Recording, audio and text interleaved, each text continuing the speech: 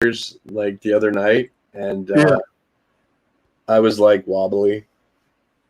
I have done so little drinking that I can't even. I get wobbly off of two 500 ml cans, half a liter, whatever that is to your silly American measurements. 16 ounces, I think. No, it's a 24 ouncer. Let's see what we got here. It doesn't really say on the package. I don't know. That's why us Americans are fat. They don't put anything on the packages anymore. All they care. This product is peanut free and it's gluten free. That's all they care about. Oh, just checking on the old YouTubes, making sure that we are live. NES Addict is in the house. What is up, Jay? Jay's here. NES I Addict. gotta open the chat, man. I gotta do that. I forgot about that. The YouTube chats. It should I can do that from my phone. Yeah, it should pop up here. Do you have access to if you're looking, do you see the chat on the right-hand side of the screen? Live comments. And then yeah, there we go. There's Jay. And you're able to comment. Lit Gaming is in the house. What up, player? Vinny, what's going on? Vinny. My buddy hosting my streams, man. I'll tell you what, that is an awesome feature on Twitch to be able to host people when they're live. And I mean, there's got to be some algorithm or analytic where it's like people watch longer when people host, or raid or whatever. Like, there's got to be some science to that, which I think would be interesting. But all right, yes, Vinny, Uncle did beat the game. That is why we are gathered here tonight. Hopefully, Uncle Strange will give us his insight, and maybe Emerald Game Cave will stop by to hang out as well. But time zones and kangaroo invasions and all kinds of stuff may stop him from dingoes and babies and all that other shit. So just give guys a couple more minutes to kind of linger in. I'm actually going to post this on my Facebook so people know. But so Unc, now that we're done playing Last of Us 2, what games are you looking forward to play moving forward to kind of break that? Let me just move my camera here. Post. You see that? What do you got back here? You see that? That's my TV, man. You see that? Yeah, what game is that? That is Maneater. Maneater. You play as a shark, man, and you cause all kinds of carnage and eat people, and Is it like Jaws? Sorry? Like Jaws, yeah. And you basically, it's like Jaws 2. The mother dies in the beginning of the first one, and then in the first and the second one, the young shark comes and, gets revenge. So you play as a shark, and it's open world, sandboxy kind of thing, collectathon a la like PS2 games, right? Right. And you play as a shark, and you level yourself up, and you get mutations like armor, and it's weird. It's like a weird little action RPG kind of weird thing. Nice. Is it less stressful than trying to sneak up behind clickers? I don't know, man. There's a couple of really big alligators that were kicking my ass earlier. Well, clickers are easy, man. Clickers are easy. I hate those stalker things, man. I thought the clickers were harder in this game. But I actually moved on, and I had never played this game before. It was Star Fox 64 3D on the 3DS there. Obviously, being a fan of that franchise and playing the 64 one a bunch of times, I wanted to see what that one offered. The graphics are amazing, and it's got like these it's called gyro controls. So you're holding the screen, you're holding your 3DS, and you can move that around, and I'm like, it pilots your ship that way. Like I just need an all-wing cockpit, That's kind of weird. Vinny, no, I personally didn't find the Uncharted ring, but I think Chris clued me in. Chris clued me into it, so I have to go back and find it. Because in that part, where that dome is, and there's like 3 or 4 little spots. I couldn't find the one that was right by the highway, underneath the number 5 highway bridge. I couldn't figure out how to get up there, but that ring is in the bank. So And it's Yeah, funny I with- remember the bank where the one where you get into the vault and the one guy's still in there dead. That bank. yeah. It's in one of the safety deposit boxes. Oh, it figures, and I thought I got them all. Yeah, as you go into the vault, like that table runs long ways on your left. It's on the right. It's in that area over there, if I remember correct. But yeah, very very cool game. So I think after this, I might want to start Bloodstained for PS4. Or they're doing a sequel right now, eh? They're building a sequel for that right now. Yeah, or I got Terra Cresta on the Nintendo that I want to get through. So yeah, I don't know. It's a shooter. I got this one, the Maneater game. I just bought Void Bastards on the PlayStation Network, and my streamer buddy Robin Robobin, she's challenged me to play Dark Souls, the first one. So I have to find a copy of that. Yeah, that's awesome. I have to find a copy of the remaster. So I couldn't remember. You said that yesterday in your stream. I couldn't remember what Dark Souls remaster. That's a PS4 game. Mm-hmm. Originally, Demon Souls, Dark Souls 1 and 2 were on the PS3. Well, then they remastered the second one and added some stuff, and it's called like Dark Souls, Sisters of something or other. I don't know, but and then after they did the second one, they brought out the remaster for the first one. Cool. I figure guys will go for an hour and a half if that's where we go. Yeah, but we just kind of wanted to share Brad, what's up? Chasing the Classics. We just kind of wanted to share our thoughts on The Last of Us 2. And listen, this is a huge game for Sony. It's probably their biggest game of the year. They're saying that it sold over 4 million copies within the first 3 days, making it the biggest game of the decade for them. Making it the best-selling Sony exclusive of all time. So, Strange, what did you think, buddy? What did I think? Like I said, I give it an 8. I didn't dislike it. Let's see. Chasing the Classics. It's been a while since I've seen you, man. How's it going? I went into it having missed the leaks and the spoilers, and I boycotted social media because I didn't want to spoil it. But I went into it thinking I was going to get pissed off. Something was going to trigger me because something in there triggered the whole world, and I didn't find it. I thought it was poorly written in some parts, but that's just my opinion. Chris, you said you liked the fact of where Ellie came from. That's fine. I dig that. The reason I said that is because I don't know exactly how much time's in between, but Outbreak Day, okay? The Outbreak Day in the first game when his daughter dies, spoilers. All right. The first game, so it's 10 years old. All right. So,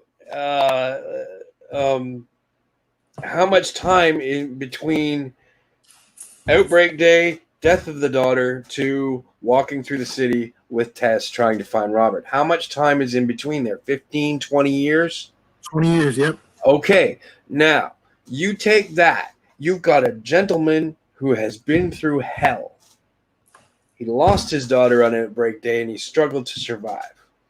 He's fighting with his brother. Whatever he had to do, nobody knows where he went, what he did, nothing. They had the entire 20 years to draw off of, and what do? They take the easy way, and they link him to that stupid doctor.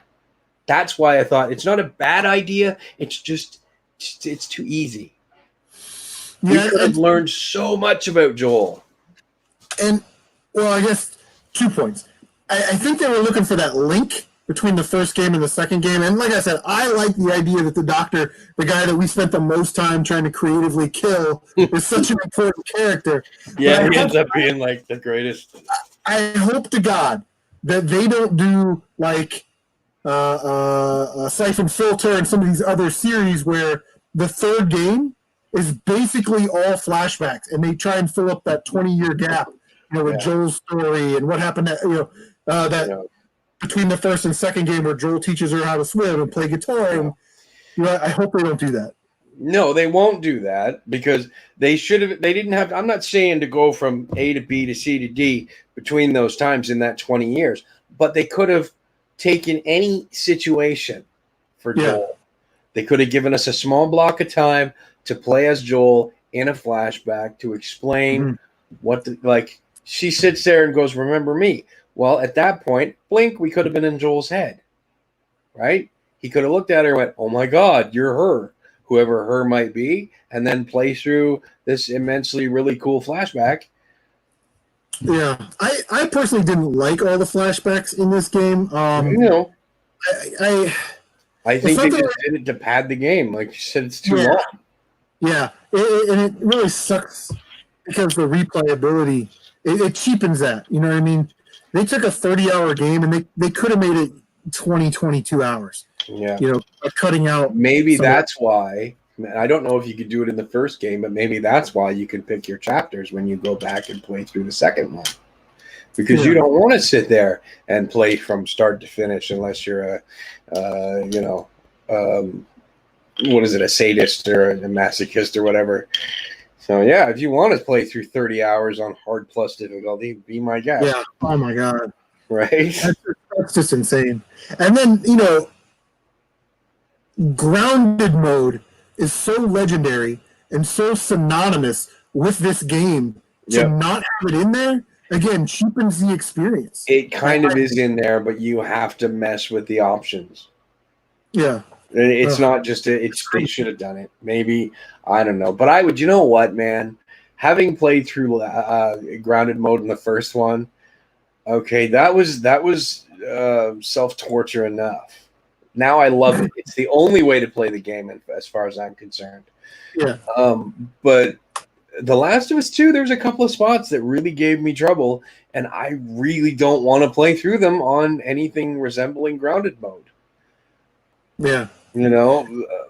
One that jumps out in my memory right off the bat is the last 20 minutes of the game when you were in this chat and you're like, here we go, let's bring it on now.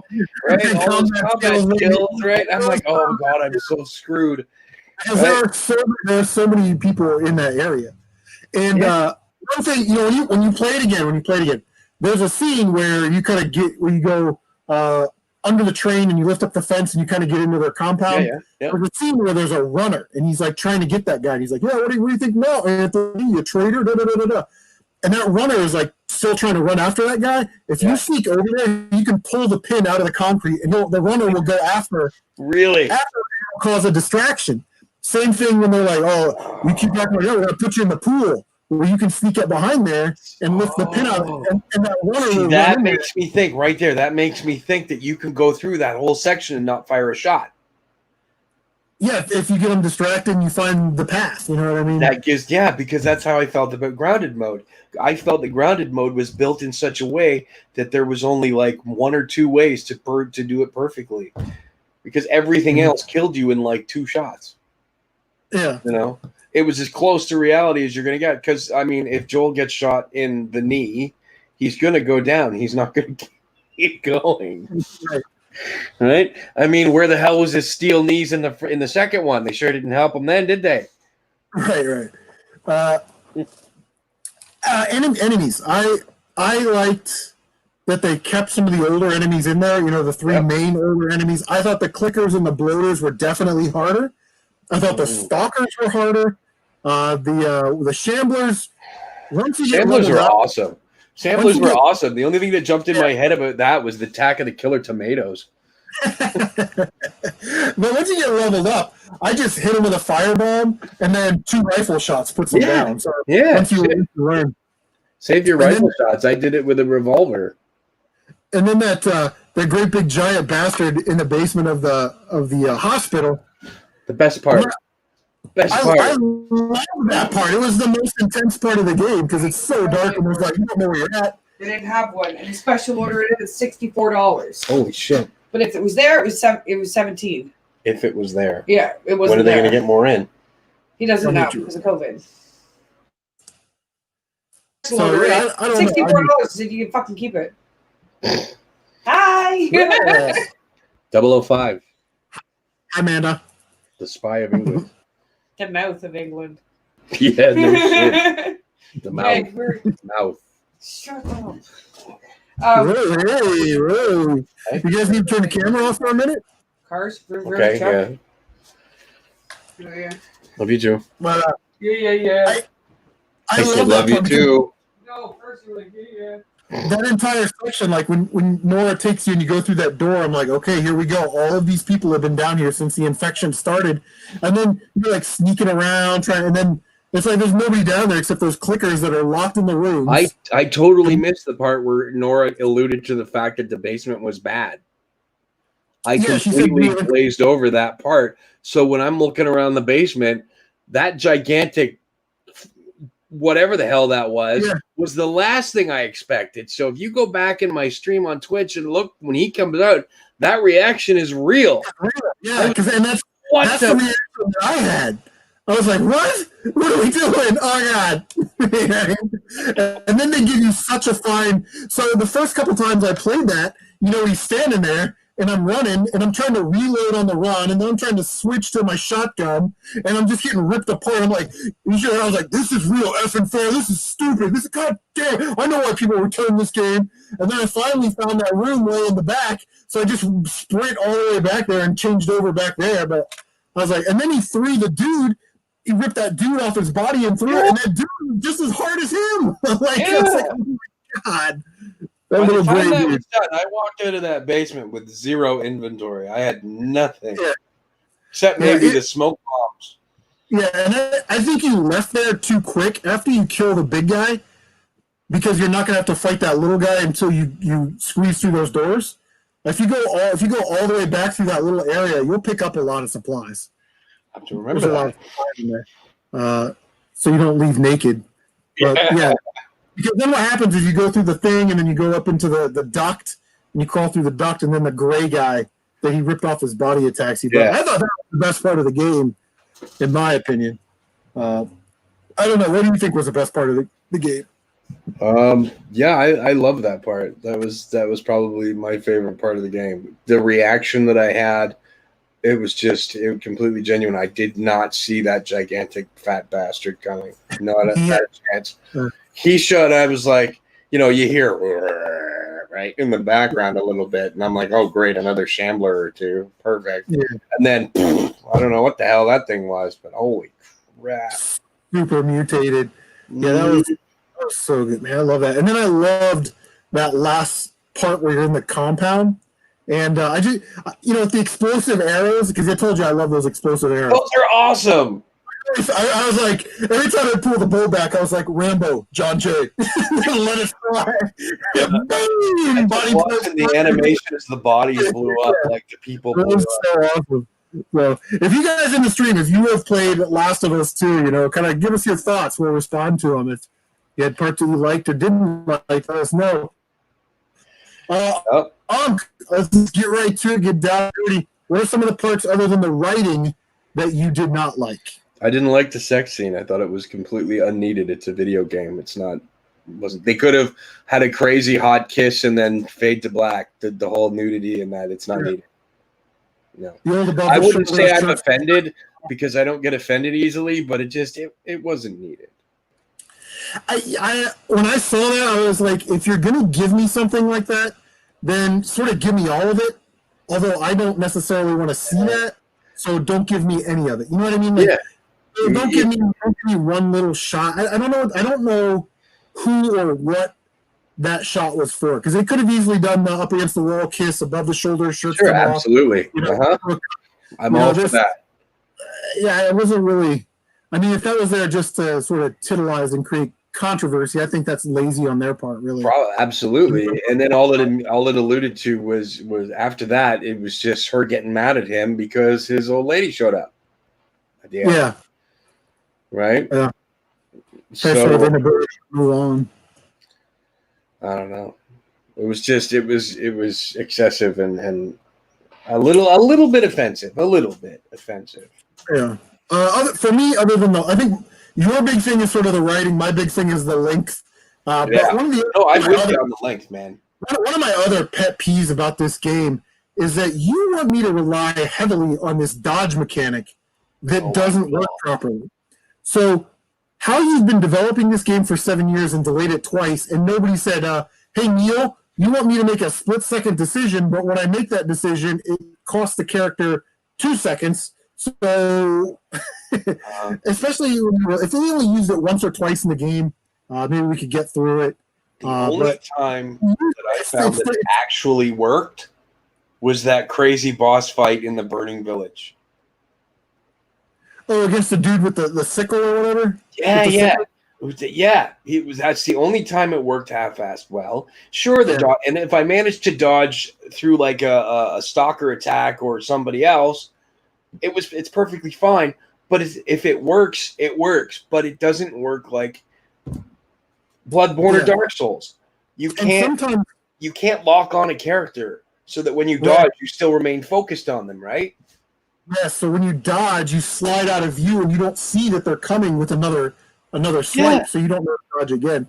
The other part of that is kind of part and parcel. It's a two-part. That dodge mechanic, they rely on it so heavily that they use it at the end of the game. Yep. But there's a scene where you go under a fence and Lev gets attacked by that woman with a big hammer. And I'm like, you're forcing me to hand fight this person. I'll take care of this right now. Yeah. You know, they don't let you. They force you to use a mechanic that's broken. It was just kind of odd. Yeah. That I thought, it wasn't. They need to patch it real quick. Yeah, and hopefully it's patchable. I said this in my video that this is probably going to be, as the PS4 is kind of going out, unless Ghost of Tsushima really wows, this will probably be the best looking game on the PS4. And the remastered version on PS5, I can only imagine what that looks like. And then the sequel that comes out 7 years from now, at the end of the PS5 life cycle. You really think they're going to do The Last of Us 3? I think they have to. I mean, I just think that it only makes sense, these trilogies. Now, where they go, they're like I said in my video, there's a reason why they decided to leave both these women alive. They could have killed Ellie and taken it in a different direction. They could have killed Abby because she's really a one-movie character. Kane Deathbreaker's in the house. After this game, if we don't ever see Abby again, no one will give two shits about her, even though they tried to force feed her to us. You know, if the next game's all about Ellie and whatever it is, but I gotta believe there's a reason that they're both alive. I just think it was absolutely poetic, man. The game came down to the last hour when they're sitting in Ellie's house and they have the great life. Mm-hmm. Reminded me of the last issue of the Walking Dead comic book, if I'm honest. Okay, so it wouldn't surprise me if that was a major influence. But you get to tour the farm and you're dancing with Dina and everything's great. And then old Tommy comes back and you made a promise to me, you. Fuck you, Tommy, right? And then I don't care if you're mad. Right there, Dina tried, just let it go. But she couldn't let it go. Yeah. She was so consumed by her revenge that she lost everything. And that's why I think it's poetic. She even lost 2 fingers and can't even play guitar to remember Joel.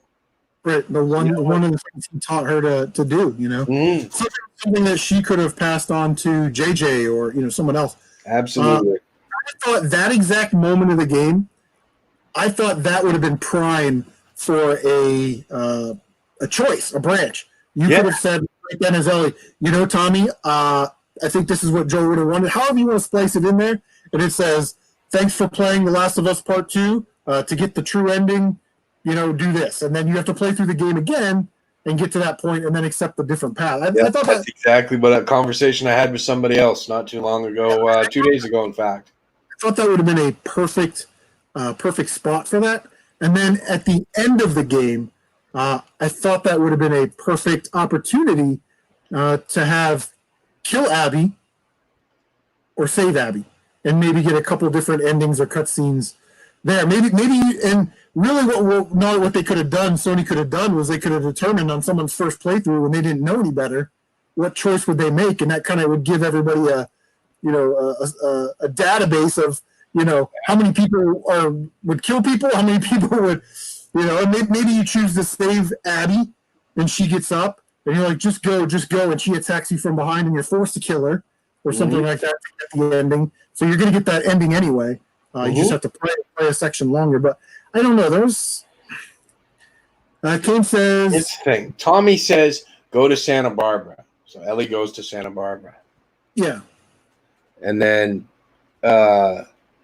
she finds Abby beaten and broken, tied to a post. If it was her intention to kill Abby, she could have A, left her tied to the post, or just shot her in the bean when she was on the post. Yes. That You was really so, need. when you say bad writing, that's literally the first thing that I jump to. You're angry. You're a killer now. You killed Nora with no remorse, and now you're going to go kill this person with the intent to kill this person. Because in the first game and up till then, they sort of make it Ellie had to kill him. It was self-defense or to protect someone else. This is Like sort she of went to kill David. This is the first time that she's, she goes there. Abby's on the pole. Let me make sure this rifle's loaded. Hey, remember that when you killed Joel with a golf club? I'm going to give you a little bit better. You know what I mean? Yeah. Yeah, that was weird. I thought that was worse than when Ellie decided to let her go at the end. You know what I mean? Like that's But just like I lazy. said, that's a moral choice for her because then that was in that split second, that was her realizing when she saw Joel in her memory for that split second, that was her saying, Joel telling her, I don't want this. Yeah. Kane, I kind of agree with you about having Joel for one more game, but it would have been nice to have a little bit more of his story in this game, I think. Yeah. Yeah. I like I said, I really hope that they don't make the third game about the flashback, like what Joel did for that 20 years since Outbreak Day to. Well, give me not a big chunk of the game, but if a game's going to be 20 hours, give me 2. Give me 2 hours. I was thinking a little bit different. I was thinking, give me like 8 to 10 hours of DLC where I'm just playing Joel's story through that time. Hey, and I there think you go. That's pacify, perfect because pacify some of these people that are Left Behind. I played through Left Behind once on my stream, and I'll never play it again. I didn't like it. I didn't enjoy it. I thought it was needlessly difficult. But I mean, it focused on Ellie. It told the story. I'm glad I played it once. I don't ever have to play it again. Right. Do that for Joel. It puts her situation into context. Like you visually get to see it and play it. Absolutely. Give me that for Joel. Give me that giant 8-hour flashback for Joel.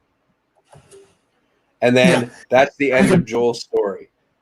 And we play as Joel, because in that game you would get to play as Joel and Tommy because they're palling around until Tommy decides to go with the Fireflies. Absolutely. And somehow Joel meets Tess and ends up in Boston. Like that's the story I want to explore, but I don't want it to be the third chapter of the game.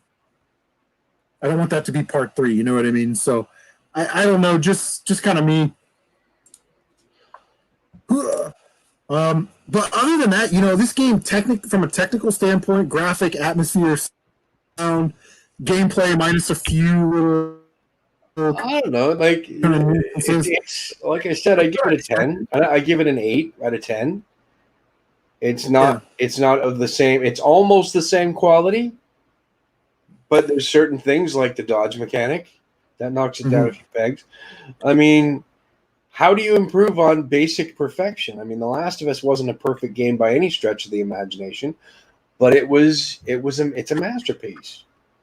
So how do you improve on a masterpiece? How does Da Vinci look at the Mona Lisa and go, I'm going to give her bigger tits? I mean, how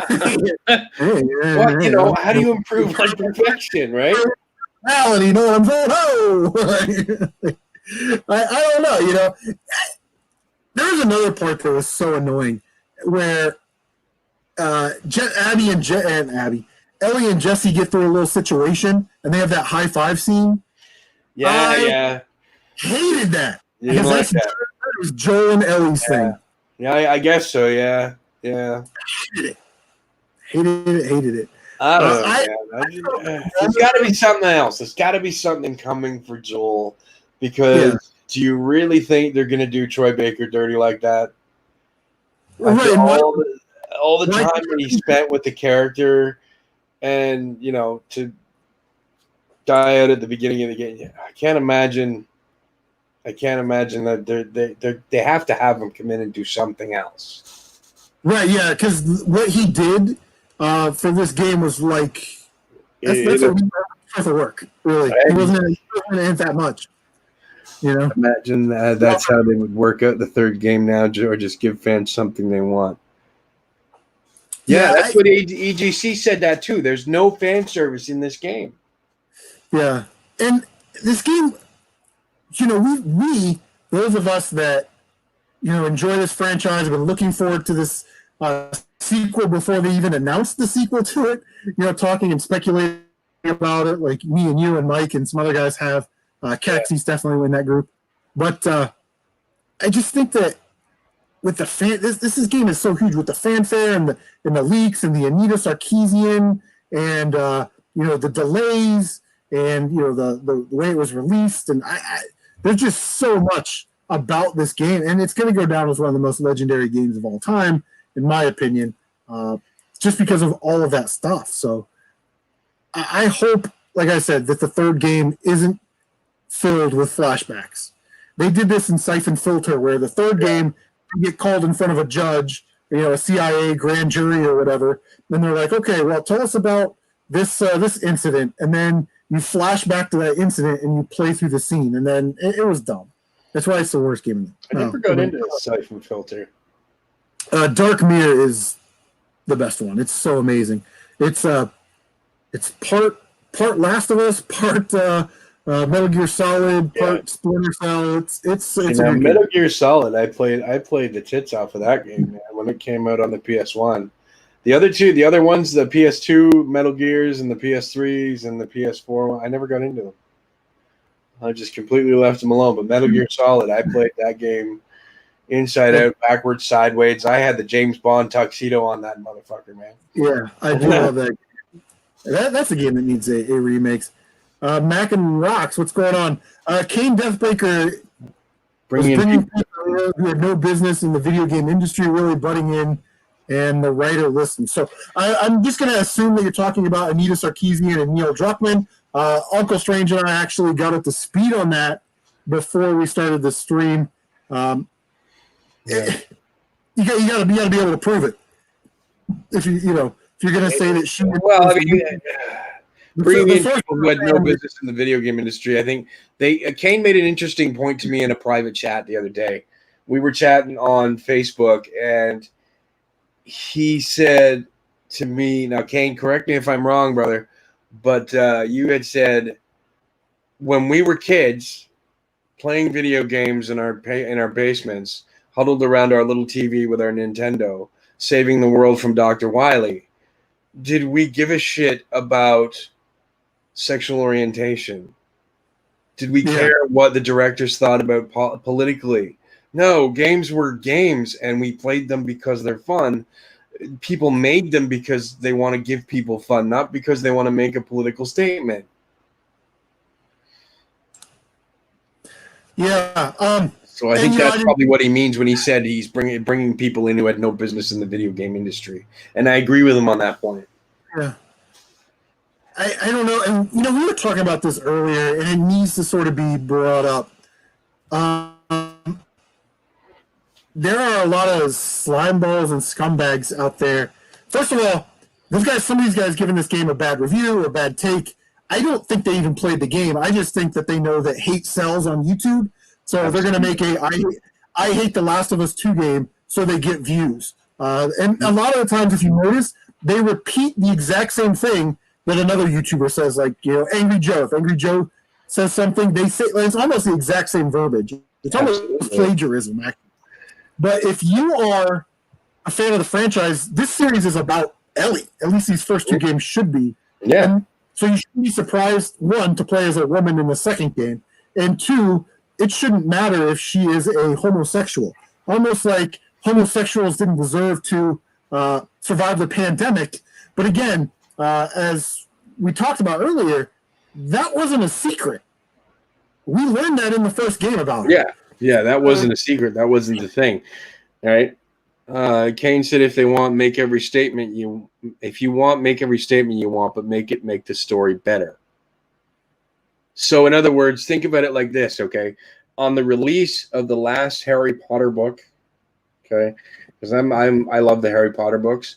On the release of the last Harry Potter book, when it was all said and done and the dust settled, J.K. Rowling, lover or hater at the time, she was one of the most successful authors in history at the time.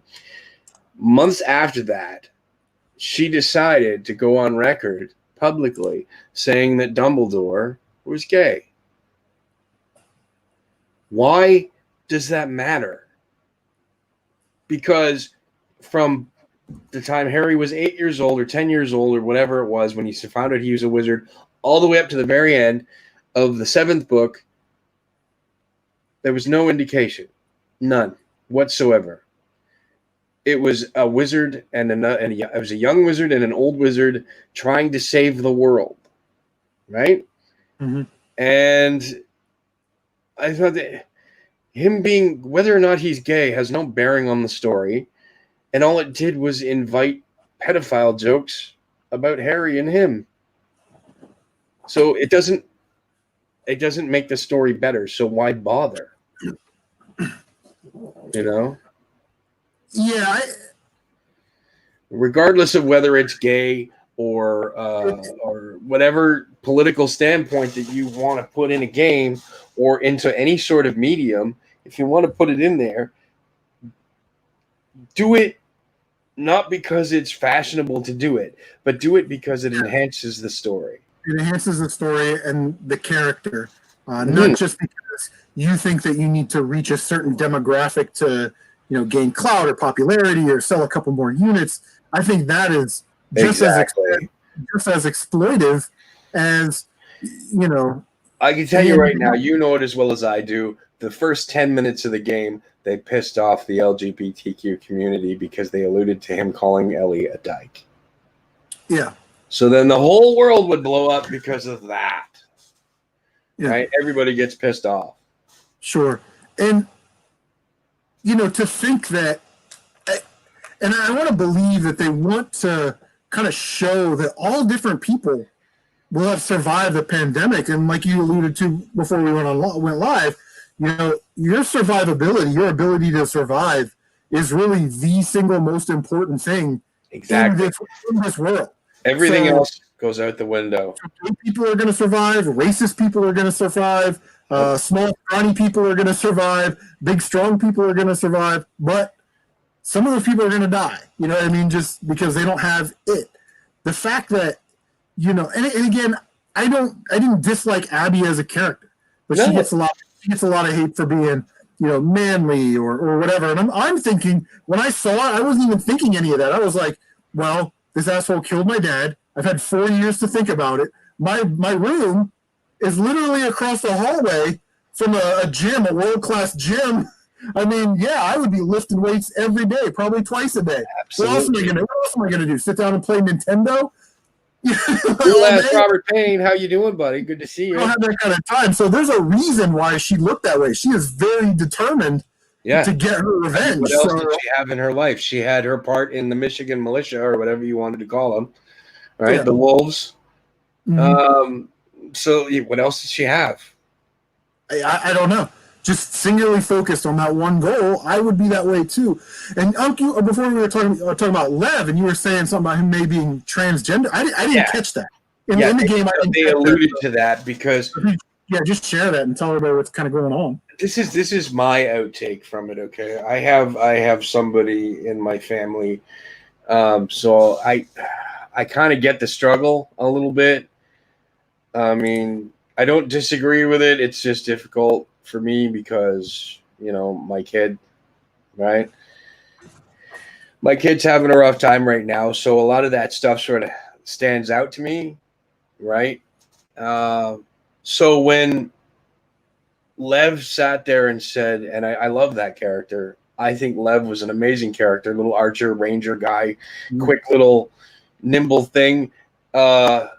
No, he still maintained his childlike innocence. Why do they want to kill you? Because I shaved my head. They want to kill you because you shaved your head. Yeah, it's not allowed. right? And then later on, it talks about how the mother wanted to kill him. Mhm. I And remember then that. you go back through it again and really listen to some of those exchanges between Abby and Yara, and even some of the conversation between Abby and Lev, and they allude to it. They don't like they sort of try to play with it a little bit, but they don't come right out and say, "I want to be a boy." They don't do that. Mhm. They just kind of they toy with it a bit. Yeah, that completely. I missed that part. I don't Yeah. know. No, it jumps out at me because I had Sure. my kid, they said, well, this is this and this is this. So what do you think? And after I got over the shock, I said, look, I don't care what you are. I don't care if you're black, white, green, yellow. I don't care if you identify as a frying pan. Okay. Mhm. I'm an old man, so I'm kind of old school about this stuff, but I'm also open-minded. So however you want to live your life is up to you. As long as you can do your laundry, pay your bills, and keep your house clean after I'm dead, my job's finished. Because what else do parents do with their kids? But we show our kids, you show Carol Ann how to grow up and be a decent person. Yeah. Right? When they're born, it's like you want to be president or athletes or like actors or something. Yeah. But as they go on and develop as people, as a parent, all you really want is them to be happy and healthy. That's and able to be independent and take care of themselves. Yeah. Just hold down a job, make sure you're doing the things that you need to do. And I learned how to do my own laundry at 6 years old, and I here I am years later having to teach my daughter's mother how to do her laundry, and she was 19. I can't wait till I get to teach Carol Ann how to chug a beer like Kane Deathbreaker. It's my lifelong goal. We'll practice together. We'll practice together. I'm training. I'm training to cover a half liter, a 500 milliliter can, just for me. Yeah. I know what I wanted to bring up. If you guys saw my unboxing video, right? There's my collector's edition right there. They make a huge deal out of this bracelet. Okay, they give you a bracelet, and then on the vinyl statue, everybody's got this bracelet on. Everything on her is sort of black and brown and gray. Then this bracelet is like a leather, and it's got this blue gem. So, I thought it would be more important in the story, other than here it brings me luck. I don't believe in luck. Well, I do. You know what I mean? Like it's a dumb thing. Yeah. So here we go. Says, Last of Us is very overrated. I much rather play Indigo Prophecy on PS2. Vastly better in all aspects. Well, you are allowed to have your opinion, and you're also allowed to have the wrong opinion, because it's well. Last of Us won over 200 Game Awards. So who's more likely to be wrong? The gaming industry or Tight White, who plays busted ass Saturn games on his channel? You know what I mean? So you can have a wrong opinion. It's allowed. Well, you want to know something though, Chris? Honestly, I'd rather go back and play Mega Man 2 again. Most days. Yeah, Last of Us is a very draining. I like to play it in like 10-hour spurts. That way, at the end, I feel emotionally drained, just like the characters. Yeah, I love to play it. I love to play it. The first one is playable all the way through in 10 to 12 hours, and it's an amazing caliber. They can do it in 2 hours and 45 minutes. That's amazing. Of course, the gaming industry is wrong. Absolutely wrong, man. The gaming industry is so broken it isn't funny anymore. Well, when they let people like Anita Sarkeesian in there. Oh, for here we go. I wish I'd have bought beer now. Fuck. Yeah. See, you get too merry for everybody in the room. But yeah, I don't know. I mean, if I was forced to give this game a rating, I would say probably like an 8.7 to 9, somewhere in there. My complaints are very minor. Yeah, I give it a solid 8. Yeah, and that's fair. But in my opinion, In my opinion, there is no perfect games. Regardless of technological level, IGN gave Ocarina of Time a perfect 10 back when the N64 was the biggest thing. Yeah. It's not a perfect game. Yeah, that's what I need to play. I actually need to play Ocarina of Time. Ocarina of Time is not a perfect game. There is no perfect game except Mega Man 2. Except Mega Man 2. I don't know. I think the scale, I kind of look at it as a whole, and those kind of minor issues I don't really kind of count. But Mega Man 2 is the perfect game. It's even more perfect, but you can figure out zips. You don't even need to do anything in that game. Just select Woodman stage, warp in, and just listen to the soundtrack. That's it. 10 out of 10. Yeah. It's a 10. It's a 10. You know what I mean? So, yeah, I don't know. I mean, I try to play on scale. Kane says Dark Souls is a good game, an okay game, I've heard. Kane, I'm looking for Dark Souls Remastered, man, but my town is completely dry. There is not a copy to be had in my town. Jake P says it doesn't matter how much you push the envelope, it'll still be stationary. Please elaborate. If you're talking about Last of Us 2, share some of your thoughts. That's why we're here. That's a really bad dad joke, Jake, but I like it. Aha, I got it. Yeah. That's why you don't need a clock, because it's time consuming. Right. That's right. I gotcha. Computer Blue. Amazon has banned reviews on this game unless verified purchase. Too many bad reviews coming in. I would really like to know for some of these people. I don't care about the people that didn't play the game and they're just kind of holding onto the coattails, giving angry reviews to get views. Sure. I want to hear from people that were fans of the franchise, that were excited about this game, that know the ins and outs of the first game and the story. I want to know why they didn't like it, because their opinion holds a little bit more. It could happen. Can you name me, Chris, right now? Can you, or anybody in the chat for that matter? Can you guys name me a game that you enjoyed the first one and absolutely hated the second one for whatever reason, whether it be broken or bad story or whatever?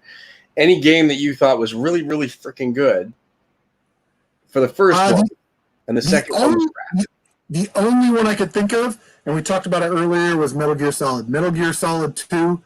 I pre-ordered that game at GameStop, played it once, hated it, and I did not pre-order another game from GameStop until the Spider-Man game came out 2 years ago. Really? Mm-hmm. Wow. Because I was like, I'm not going to 8.5. this much into it. 8.5. Yeah, Caxi and I are giving about the same score, 8.5, 8.7. I liked it. I enjoyed the game. I actually enjoyed it a lot better on my second playthrough. I lowered the difficulty by one. I played it, and I was just able to kind of run through and explore and do all the safes and upgrade all the way, and have a lot of fun with it. And Blue says the bad reviews are all about the storyline and the homosexual content. Yeah, so I don't know if you were here, Blue. We kind of talked about that. If you didn't know Ellie was gay, then yeah, and I mean, honestly, we got more heterosexual content, hardcore, just about. Right, we had plenty of porno. There was like, what's the worst thing that Ellie did? Ellie and them did. They faded to black and they laid around in their underwear afterwards. Who cares? Oh yeah, they laid around in their underwear. They smoked a joint. I do that all the time. I mean, without the joint, but I sit around in my underwear and drink beer. I do that all the time without the what happened? That's right. Okay, I will listen to that. Actually, the story was kind of all over the place. I'm not a big fan of the flashbacks. That's just me. Or if you're gonna do it, use it sparingly. Get to the point quickly, because as a gamer, you're playing this game, and although technically you're moving from A to the end of the game. Yeah. Once you get to a flashback, you feel like you go way back here and you're starting over, even though you're really just continuing to push the game forward. So those need to be brief. I don't think we needed, like the scene where Ellie is in the hospital and she finds out about the brain tumor, and then there's a cutscene with Joel after. That one was needed. I didn't need the two Yeah. other ones the one where Abby is a girl and she goes in and her dad's dead and Owen's there. Okay, we'll take that one. But the other ones, we didn't need that. Where she goes Like back you and said, like you sees said, Levitt. I mean, it's got more flashbacks than a Tarantino flick. Oh But yeah, I mean, like you said, they really had to hammer home what each of those characters was doing during those 4 days. right, yeah. Because and I try to explain to somebody like this. Here's Ellie, here's Abby. They've all done bad, despicable things. We'll play Abby for a day, then we'll jump over here and play Ellie. And then all these girls are on a collision course. But they really wanted to drive home what they did over those last 3 days. And the other thing that I wish they wouldn't have done this, but they are trying to get you emotionally invested in characters like Owen and Jesse and Dina when you're not going to recapture the magic that you had with maybe Bill or Tess, especially in Abby's clan, because you end up killing them all. And That's why he wanted you to get invested in them, because but it's backwards. Yes, He wanted us to get invested in Abby and her crew, right? Then we needed to do that before she took a swing with the 7-iron. Yeah, I wish that's where the flashback needed to happen. Abby's bringing the club up like this to hit Joel that final time, and then because like Nora, and I'll talk about that scene real quick with Nora, but you know the Owen and what was the pregnant girl's name? There was Owen's girlfriend, Mel. You know you don't really know a lot about Mel, but you fucking kill her and find out she's pregnant, you know. But there's a scene with Nora, and I mentioned this in my kind of review video, where Abby, you know, she's kind of cornered and she grabs Nora and she's chasing Nora, trying to find out where Abby is, and she falls down into where these spores are, and Nora starts to feel the infection, and you go to the little area and you track down Nora and you grab this pipe, and she's like, "Tell me where Abby is. I swear to God, I'm gonna beat your head in or whatever." And she like, "I'm not going to tell you." And she starts hulking up, right? And she hits Nora with this pipe, and you see this concern come over her face. Yeah. And then she starts hulking up more, again. more like shocked than anything else.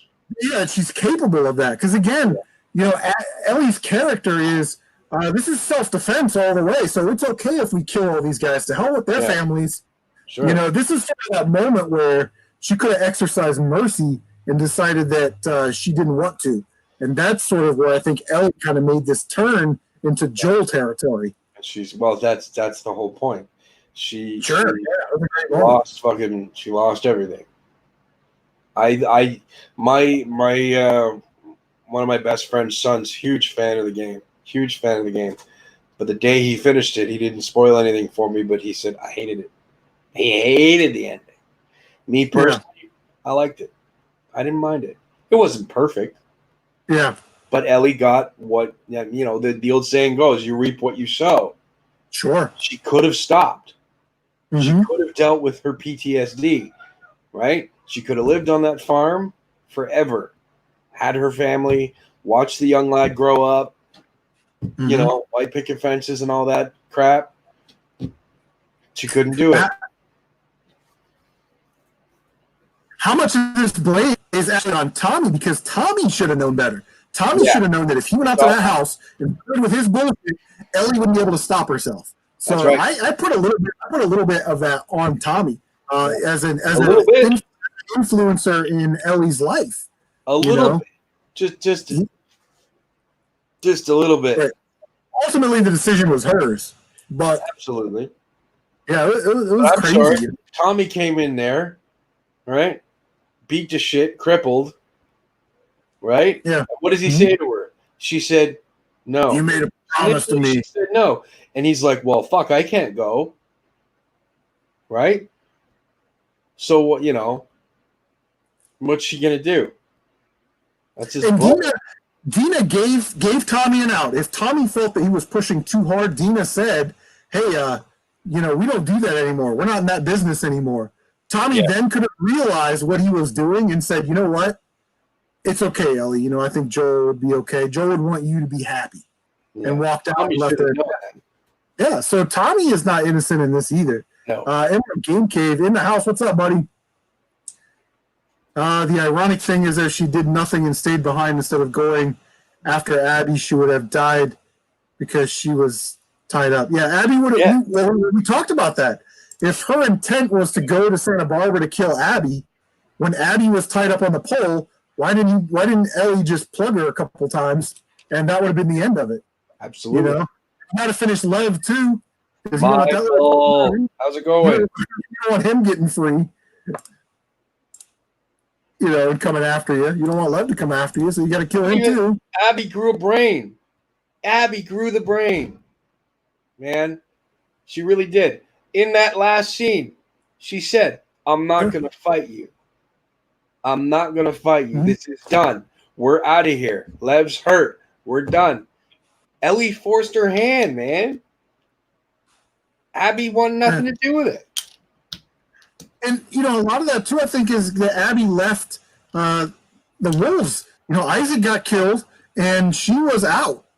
Mm-hmm. So if she doesn't have the protection of her clique, of her faction, then, you know, I'm not forcing fights with anybody. I'm trying to rebuild, which is what Ellie is now forced to do.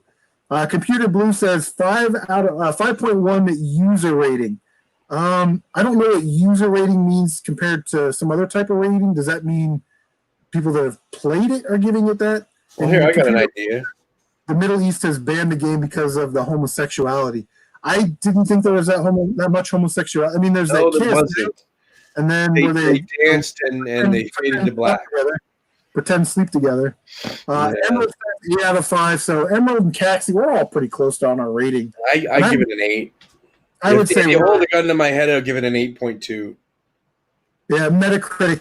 And the thing is, also, when looking at reviews for these games, if these companies are being paid to review these games, exactly, their commentary means nothing to me. And on the other side of it, you look at some people say that IGN was paid to give it a perfect score.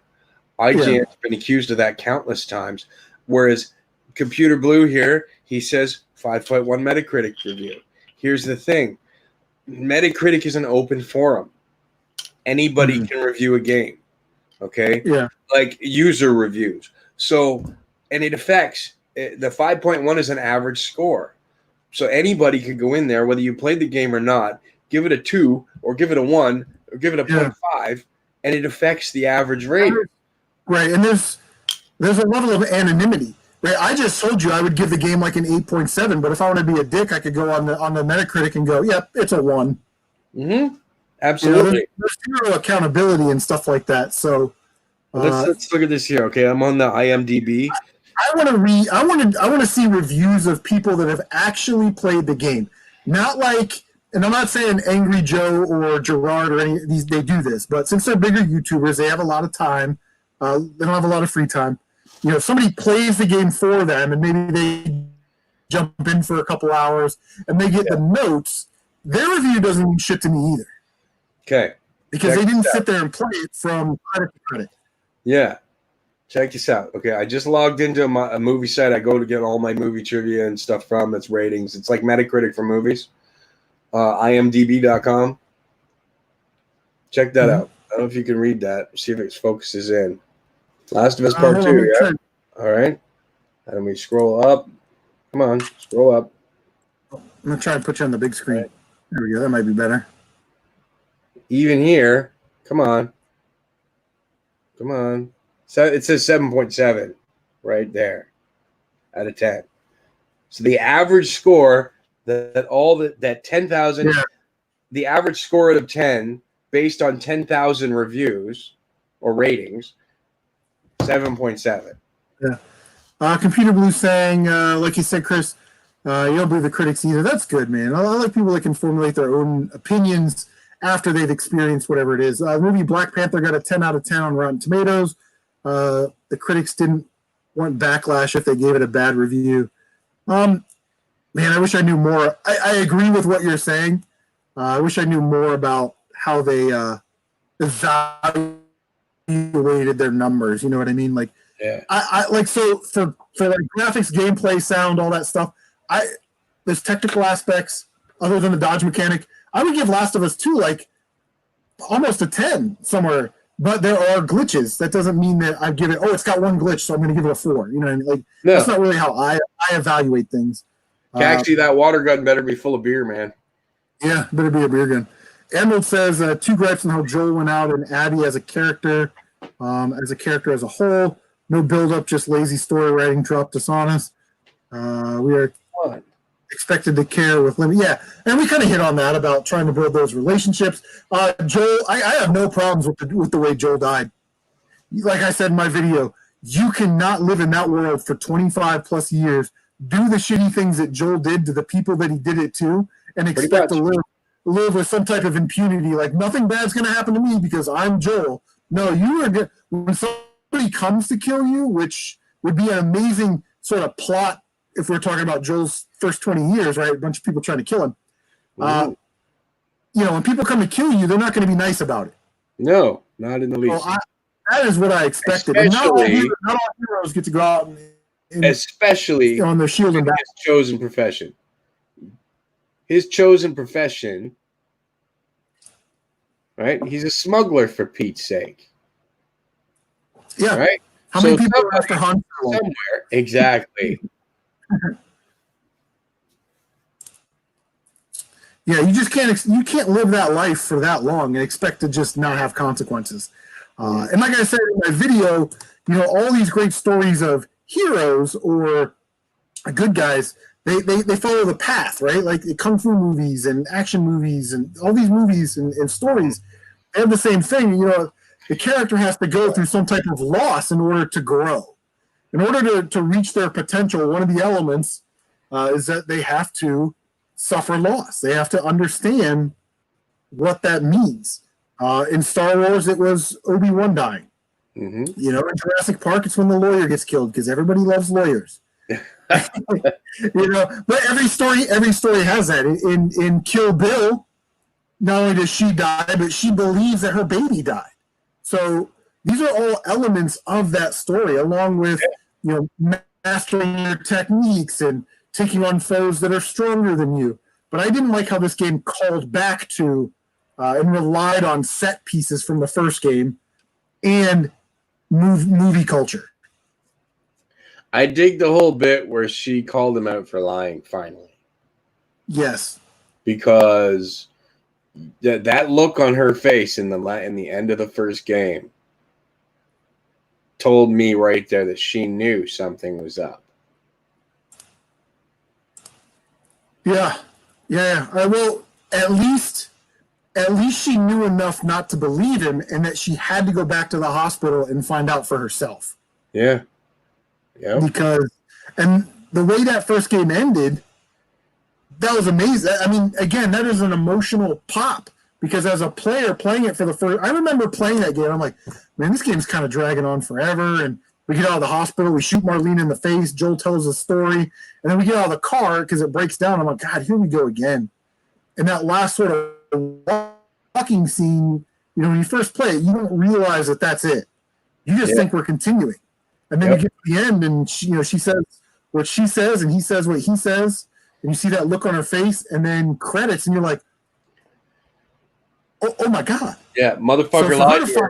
And I think that was a great choice to give that closure, Yeah. Caxi says that confrontation had to happen. Yeah, I believe it did. The beginning of the game, when she's like, she's obviously got something in her butt about Joel, right? As soon as it showed that rift in the relationship, you had to know that at that point she knew. Yeah. She was angry with him. Yeah. And I think that's a good piece of writing, that she's still a teenager and she still kind of acts like that, right? Like, oh, daddy told me no, so I'm gonna be tough and I'm gonna use my words. I liked that aspect of her character, that she really seemed to understand as she went from child to teenager to this warrior woman. At the end, again, you see her progression, her growth in order to get there. Computer Blue says devs seem to have trouble advancing game storylines. Remember Mass Effect 3? I didn't play Mass Effect 3. I never played it either. I haven't played a Mass Effect game. I played it in Andromeda. I just found it boring. I heard they're really, really good. I haven't watched Game of Thrones either. Computer Blue's going to thumbs down this video twice. Didn't play Mass Effect. Never watched Game of Thrones. I want to watch Game of Thrones. I did. I liked the first 4 seasons. After that, it just kind of fell off. For me, anyway. Revenge is a story as old as time. I wish they were also searching for Ellie again. That's like no one cares about a cure no more. Yeah, I mean, there can't be that one doctor can't be the only doctor left in the world that could work at that level. And Ellie should have his recordings and her notes. She should have taken all that, right? Like that's something that. But you know, the pre-speculation on the next one is that Ellie goes and joins her own faction called the Moss. Her and Abby may find that remaining group of 200 Fireflies.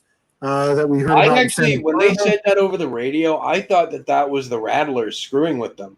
Yeah, but we don't know. You know, I don't know. Unless I actually for just a second, I thought that was Bill, that great big gray-haired fucking guy. Oh, yeah. I thought that was Bill for a second. I'm like, what? No. Yeah.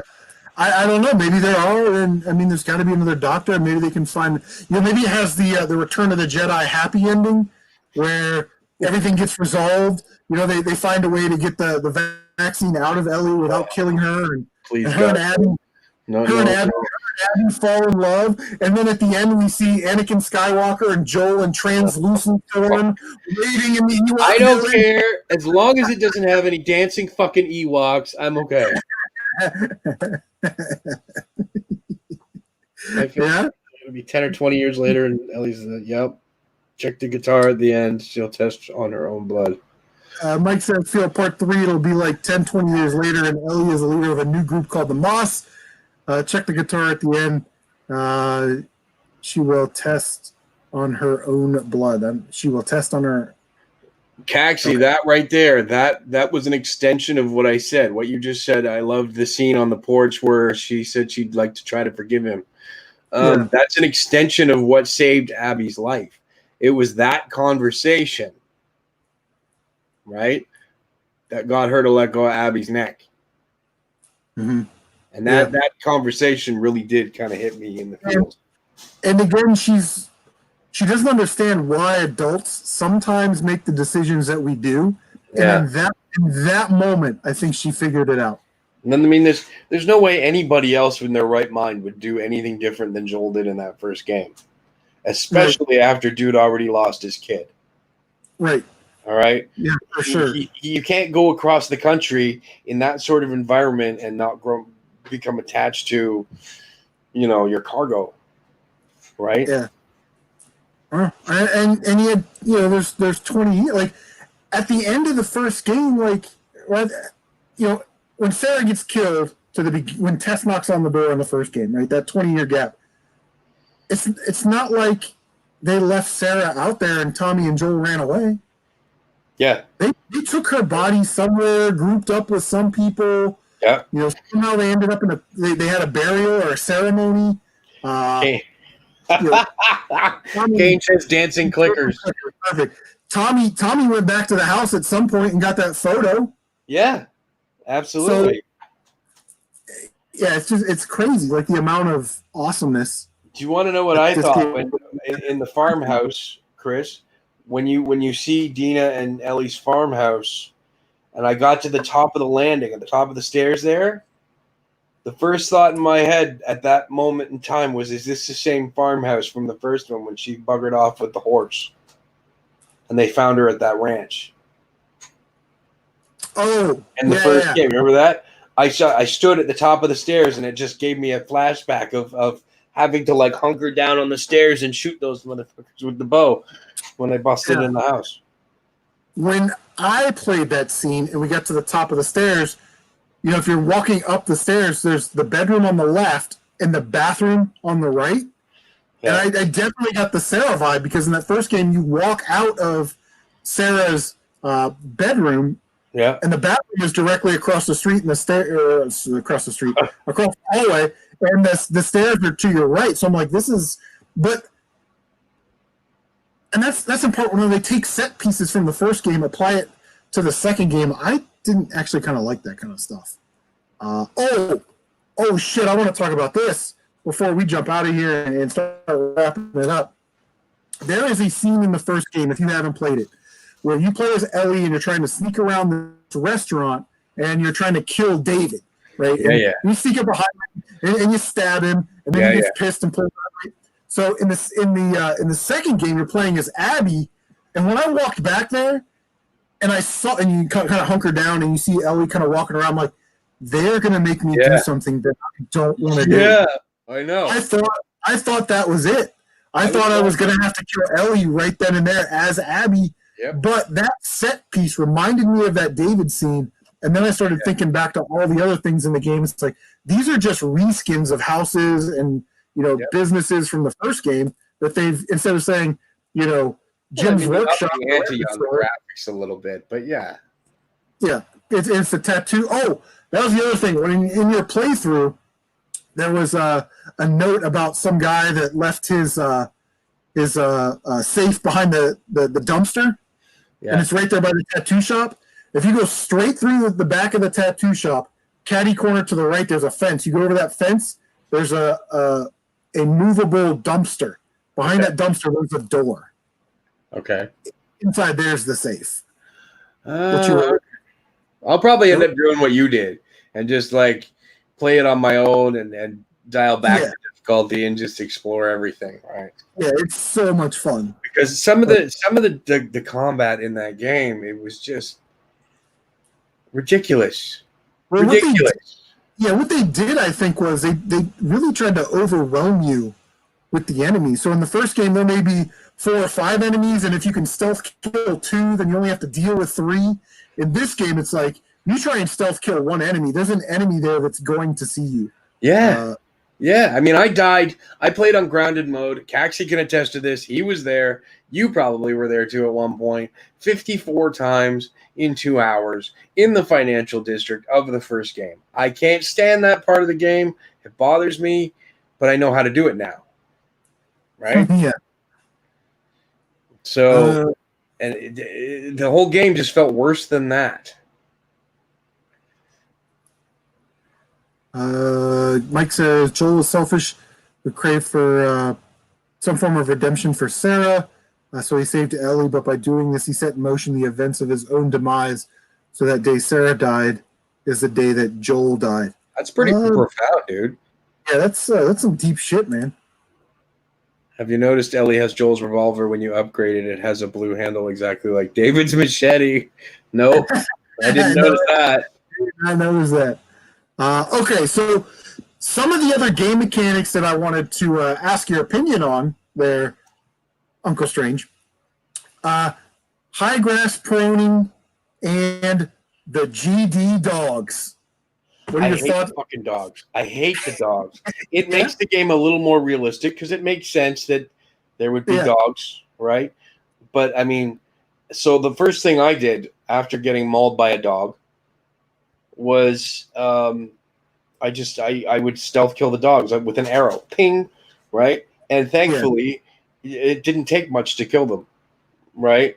But then you run the risk, if you kill the dog, you run the risk of them seeing their dead dog and go, "Oh my God, somebody killed Fido! We got to get him!" Right? Right. So, I couldn't find a good way to, because they're a pair, right? The dog and the master there. I couldn't find a good way to kill both of them. So what I would do is I would leave a trail of my stench, and then along that trail, because the dog and the owner always follow the trail, I would drop a mine and then run away. I never thought of that. Because eventually they're going to follow that track and they're going to blow up. However, that is a very loud way. But if you run away and try and hide, it's like using a cannon to kill a mosquito, for Pete's sake. Yeah, it's ridiculous. I wish there was I wish we had some other weapon that we could craft, like like a toxic grenade or something to kill the dogs. A sling, dude. slingshot or something. But we're still left with the master. I wish we had we could craft something from not the bloaters, the other ones. Oh, the Attack of the Killer Tomatoes. The Attack of the Killer Tomato guys. I wish we could. Shamblers, man. I wish we could craft some type of item from the Shamblers that we could throw that would cause a poison toxic cloud Cool. that would have killed multiple enemies. Enemies in this game are faster. They hit harder. They don't bunch up. I love that there are multiple ways in and out of every area, because in the first game there are definitely some spots where you can sneak into a bedroom, put your back against the wall, and it's like one guy comes up, bang, another guy comes up, bang. Dude, go back to my stream. I was stealth killing guys in the compound at one point, right? And I was leaving bodies, like a pile of bodies, because somehow I managed to stealth kill, a dude would find, oh my God, it's Tom, right? And he'd find Tom's body. Yeah. And so I go up behind him and drop him on top of Tom. Right. And then, hey, it's Tom and Jim's body. And then you stealth kill him and drop him. That's oh right. My God. It's Tom, Jim, and Larry's body. Just all of a sudden you got and as far as my impression of the prone mechanic and crawling around in the grass, the one stream, Emerald, we'll see you later, man. Take it easy, Mike. All right, man. Caxi yelled at me in my stream because there's a very long, drawn-out section where you have to lay around in the grass and crawl around. It was the first time you get to hear the whistling. You're playing as Ellie. You hear the whistling, and it's really creepy, right? But it's a big, long section. I killed so many people, okay? I killed so many people stealth-wise, and you know me, Chris. I am terrible at stealthy shit. Yeah. Okay? But I got so lucky in that scene. It was just that right there just made it for me. I didn't mind the prone, but like you said, stealth just seemed a lot more difficult because there's so many people in such a large area, right? It's not like you're laying in the grass and you take your little knife and you snip their fucking Achilles tendon or something and then they fall and you smother them. No, you actually stand up and then drag them. What do you do? Yeah. I didn't really think. I thought they could have left that out. They designed some places where you have to use the prone mechanic to advance the game, but again, those are game design choices. They could have easily gone another way with it. Well, I mean, I didn't think it added too much. But what I liked is that you could shoot from the prone. Yeah, that was kind of neat. When you got shot and got knocked back, and you're laying on your back in the grass. You could shoot from your back. You could shoot from your back, which I thought was, that was really good. I actually kind of enjoyed that. Gaming Nation, awesome. Thanks for stopping by, man. We're just talking. How's it going? Last of Us 2. If you have any thoughts on the game, man, drop in the comment section. And you got in the title there, Chris. You got in the title there with the spoilers and stuff, man, because that's just crazy spoiler stuff, man. I don't know. It's been 2 weeks. Fuck them. What in your opinion is 2 weeks your professional YouTuber opinion on spoilers, man? I think what is an acceptable amount of time? I think about 2 weeks to a month. Anybody that cares about spoilers, we were the idiots standing in line. Oh, let's talk about, we were the idiots that were standing in line when GameStop opened to get our copies or waiting at midnight when our copies download. So we've already played through it. Some of these people that, don't care that much, or maybe they don't really play Last of Us. They just kind of want to hear what's going on. The spoilers really aren't going to mean a lot to them, especially if 6 or 8 months from now they decide to pick up the game and play it. If they're going to remember what we talked about, then we are heavy influencers. But I don't really think. Let's see, Gaming Nation. I haven't played The Last of Us 2 yet. Don't spoil anything for me. Or the first one. Well, the first one's past its day, baby. We get to spoil the first one. So this has nothing to do with Druckmann or Naughty Dog, or maybe Sony. The moral of Last of Us. The moral of The Last of Us is don't get mushrooms on your pizza. This is the most anticipated game of the year, and the fact that GameStop did not have a midnight release for this game kind of pisses me off. I've usually been on GameStop's side but now I'm starting to sway. Here's two reasons. Here's my top 2 reasons why. It is one of the most anticipated games of the last 5 or 10 years. You need to have it. Also, with the COVID epidemic going on, my GameStop opens at noon. Do you want 300 people flooding your store at noon? Or anybody that pre-ordered, the 150 to 200 of us, we could come in between midnight and 2. Yeah. Because that's what happened to my GameStop. I'm going through this with the hospital right now. We want to keep everybody safe from COVID, so our visiting hours are only from 2 to 7. So you want everybody to jam through the door for 5 hours. Like, it makes absolutely no sense. So GameStop is on my S list right now because of how they handled this. They should have known better. The water fight reminded me of fighting the what, Kane? A lot of stuff in that game reminded me of movies. That one particularly reminded me of Roadhouse, when Johnny Depp and the other guy do karate in the water. Yeah, he's talking about Ellie and Abby. Oh, not the like water fight, like water pistols. Actually, do you want to know what it reminded me of? The first thing I thought of was the original Lethal Weapon with Mel Gibson and what was this, Gary Busey? Yeah. The karate fight in the rain? Yeah, it's out in front of Danny Glover's house. Yeah. Yeah. It was Christmas, man. Christmas and New Year's, so. Yep. Yeah, so Gaming Nation, awesome. Sorry, bro. This is a spoiler stream. I appreciate you. Falling asleep in the tub. Okay, falling asleep it is. Shut up. I appreciate you stopping by, but I don't want to ruin your gaming experience, man, because we definitely talk about spoilers. So. Oh, Gaming Nation. Are you serious, Gaming Nation? You never played any of the games? I don't want to ruin it for him, Unless he doesn't care. There are people that are like, I don't care, whatever. Yeah. And then they watched all the reviews and stuff. Anyway. My buddy Tyler, he didn't care about spoilers. He just said, give me the lowdown. We were sitting having coffee in the park the other day. Because I get on my jalopy at 8 in the morning, and I run down and get a coffee in the morning every day now. So. And it was weird. I drifted off into strange territory with this game because I thought the enemies were a little bit harder, but because I knew what to do and how to play the game, I actually thought playing on the middle mode, I thought it was actually pretty easy as far as my expectations. And I also wish they would build in a system to where it's like, you don't need to teach me how to shoot arrows. Right? No. You don't need to show me how to produce a med kit or craft a med. I already know how to do all that. I wish there was a way you could skip those minor sort of nuisance tutorials. Now, somebody that's never played the game, this is their first Last of Us game, right. They need it. Maybe ask at the beginning of the game. Adjust the screen so it fits. Have you played Last of Us before? Boom. Would you like us to turn the tutorials off? I did really dig the tutorial about the bullet drop and the flashback with Ellie and Tommy. Mm-hmm. Yeah. Because there was no bullet drop in the first one. There was arrow drop.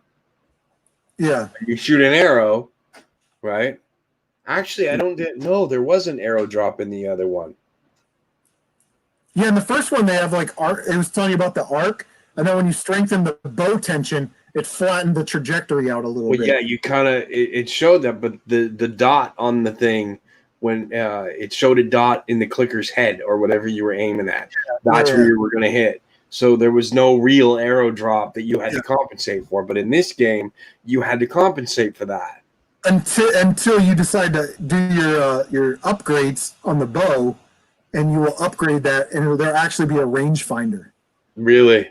So, you got like the crosshair and then like the T set up to where the lines are. Yeah.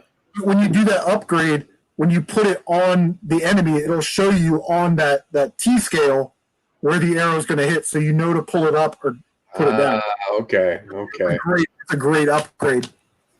But see, there's reasons. There's now reasons for me to play the new game plus, right? Yeah, and that's sort of what I wanted to end with today. When I was thinking about this in the car on the way home, I was, how do I want to end this? And I wanted to kind of share my opinion about the replayability. I played it through on the normal mode, dropped it down, played it on the new game, and had a great time. I'm not sure how many more. I'm not sure I'll play this like I played the first one. So, what are your thoughts actually Did you play the first one in all its grounded mode splendor? Did you finish it on grounded yet? Didn't I play on normal? That's sort of my preferred. No, that's cool. I mean, like, I don't know if I'm going to go through the trouble of creating a grounded mode for myself to play it. I actually had no intention of playing the first one through grounded mode, but the Danish fella in the chat went, "Oh, you have to." So we did a thing with the 500 subs, right? Yeah. And I didn't think I'd ever get to 500 subs. I did. All right. So Amazing. we did it, and it was great. On now looking back at it, I'm glad I did it. And it's the best way to play the game. But given how much more, I don't know, the whole experience just felt more difficult. When the first time I stabbed a clicker with a shank or a shiv, and it didn't die, I was like, uh-oh. Right? You see, you get all she did was like jab it and then push it away. I'm like, that ain't right. I have a shiv. It should be dead based on, the first game's logic. But now I have to stab. Oh, it's not dead. Quick, aim. Yeah. Which I'm really bad at. Like I said, I thought the enemies were tougher. They move faster. The Sure, human absolutely. were definitely smarter. These stalker enemies that you can't detect until they're right up on you. They're faster. They have like this really I feel they've got an extra long reach. So even when you're trying to get away from them, something that I think needs to be adjusted, especially on the moderate mode, is when something grabs a hold of you, your life bar starts to go. Absolutely. Absolutely. I hated that. You're gonna make me hit the square button 500 times. I'm like, oh god, and I thought sometimes wow, man, it didn't matter. Yeah, if you don't do it, if you don't hit that square button, you're dead. So you got to mash that square button, and then I'm dead anyway. Yeah. As long as I'm mashing the square button. The other enemy that I had sort of an issue with is the stalkers that are attached to the wall. And they break off. Oh, they scared the hell out of me the first time I seen them. Sure, but the problem that I had with them is I know it's going to come off the wall, so I'm holding my shotgun there. I know it's going to come off the wall, but it doesn't jump off that wall until you're right up on it. I preemptively shot it. The one that I saw that I knew was going to jump off of that wall, I preemptively shot it right in the beam. Yes, I shot it while it was still on the wall, and it died. I didn't know to do that. I was like, okay, jump off. I didn't think I could shoot it until it came off the wall, and I'm like, I can't do it. I gotta take the damage here. This is dumb. I hate this game. You can, and you can if you're really observant and you're really careful. You can snipe those little bastards, like when you first see them in the hotel there or whatever that place was, and you can hear them and they're all around you. The audio was really great in these headphones, and I could hear the whistles from back here and over here, and the same thing with those stalkers. I could hear them, and I'd see one's got his ass stuck out from behind a chair there, so I try to get in on there, snipe him in the rear end, right? No, there was just more difficult enemies, higher numbers of enemies. And they swarmed you it's almost better to get that one stealth kill in that last section where you kind of go into their compound and there's the pools on both sides. It's almost better to attack one, run away and hide, let it calm down, attack one, run away, but then you're there for an hour. You know what I mean? Trying to kill these guys. There's so many of them. Yep. Anyway, now see, I'm going to be going back through that compound chapter, and I'm just to go and watch the fun when I pull the pin on those clickers and stuff. I just kind of went that way because there's a trailer or a canister, and I was kind of trying to hide from that sniper that's on the other one. And as soon as I got past that runner, it was triangle unlock, and I went okay. And that thing just took off right. I'm like, oh, it's loose! He's loose. I'm like, oh god. Yeah. I was like, oh, that's fun. That's a fun mechanic. So we have Here's been something else that bothered me, man. okay. All right. Go down into the basement where they're looking for. She'll finally get into that round building where she thinks Abby is. She lets all those other guys out, right? And one of them sees the bite on her hand. Yeah. What would you do in that situation? Because these guys are out of the cage and they have access to weapons right across the hall. You see somebody with a bite in their hand. What's the first thing you should do? Shoot him in the head. Yeah. Not walk by and leave her there. Yeah. Ellie, that could have been taken care of if Ellie would have covered that by saying one of the guards bit me. Or just some little quick little thing, little thing to take them. And that scene was awesome when she's like, no, and then she pulled that guy right into that clicker. That was great. That was so sweet. Listen mode was useless, actually. Yeah, it was. And with so many enemies, it's hard to tell what direction you're being hit from when it comes to gunfire. But I don't know. I still thought the game was a little easy on the normal mode, because I know how to play the game. You know what I mean? I don't know if you had that same experience where you kind of knew what to hide behind. And for the most part, yeah, I agree with you. But there was a couple of spikes for me in difficulty where I'm like, I'm on normal. It should not be this hard. Like I got visibly salty in one of my streams. I was getting angry at these motherfuckers, man, because it didn't matter what I did. You know, there was always somebody to see me. There was always somebody else in the like trying to get through that village, the Seraphite village, without, you know, and do the right thing and grab everything, because at that point I was naked going into there too. So I had to go through all the buildings and stuff to try to find all the goodies. Resource up, yeah. I thought that part was the best looking, with like the cornfields and the triangle huts, and then the city was on fire. I thought that was the best looking part of the entire game. I thought that was really fun. And to ride the horse through it again gave you sort of that callous, escape scene flashback. It was interesting. So we've been going for an hour and 30 minutes. I'm sure we could go on for another hour and 30 minutes, but maybe we'll save that for another day when Emerald jumps in. I will leave a link. If you do not follow Uncle Strange on the Magic Twitch machine, make sure you do. I'll drop a link over to Twitch. Subscribe. I'll tell everybody when you stream and what you're going to be streaming in the future. I'm usually on twitch.tv/uncle_strange from 4 till 6 p.m. Eastern time every day but Tuesday, unless I run into problems in my real life. All right. And right now, I just started Maneater, the action RPG about the shark, and it promises to be a lot of fun. And then I've got Void Bastards on deck, and I've got hopefully Dark Souls Remastered coming soon. Awesome. So we're going to give that a shot. Now that I know you're looking for that Dark Souls game, I am definitely going to keep an eye out for it. I will send it to you. All right, man. I have played Star Fox 64 on the 3DS. That was sort of the game that I played after. But an emotionally draining game like Last of Us, I want to play like a simple shooter on Nintendo, like you need to drink 10 beers and play Mega Man 2. Yeah, Terra Cresta. Or I was thinking about playing Bloodstained on PS4, sort of a straightforward platformer kind of throwback game. But it's not like a Castlevania Symphony of the Night, Metroid. I think it's a little bit more like Castlevania 3 on the Nintendo, kind of that same graphical style with a couple of different characters where you kind of switch between that sort of updated 8-bit style. But guys, thank you so much for watching. If you haven't, make sure you subscribe, like, comment, share on the social media machines.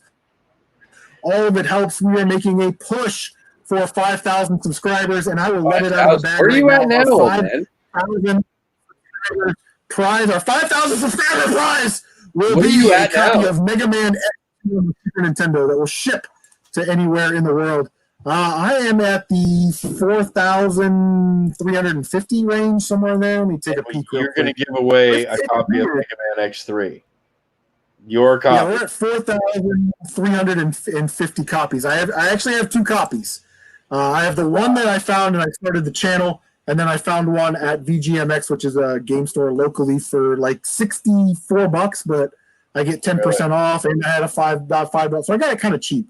So I wanted to give the fans some love by giving the gift of the game that started this channel. We are progressing very slowly, but also my gaming live streams I've moved to Twitch, so make sure that you click the link up there to my Twitch, and from there I host Uncle Stream, so you'll see a lot of him on my channel. So guys, again, thank you so much for stopping by, and as always, we will see you on the next one. Later.